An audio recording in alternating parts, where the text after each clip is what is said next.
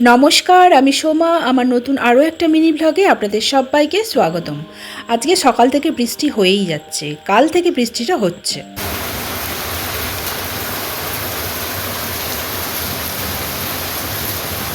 তো সকালবেলা চাউমিন করেছিলাম, তো এই দিয়েই ব্রেকফাস্ট সেরে ফেললাম আমি আর আমার মেয়ে।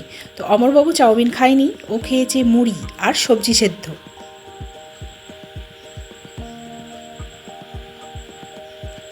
তো চলুন আজকে লাঞ্চে কি রান্না করছি আপনাদেরকে দেখিয়ে দিই। তো এখানে আমি রান্না করছি চিকেন কষা। ঠিক আছে, আলু দিয়ে চিকেন কষা হচ্ছে।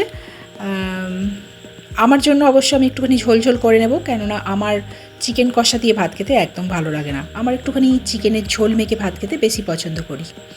আর কি কি রান্না করেছি, এই তো এখানে ভাত হয়ে গেছে। আর করেছি অনেক রকম সবজি দিয়ে একটা চচ্চড়ি টাইপের। আর এখানে মসুর ডাল। তো চলুন রান্নাটা করে নিই।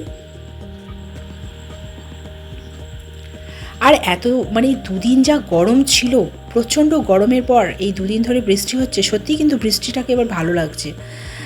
এতটাই গরম ছিল যে কি বলবো। তো যাই হোক, এখন বৃষ্টিটা থেমে গেছে আর গাছপালা সতেজ হয়ে আছে।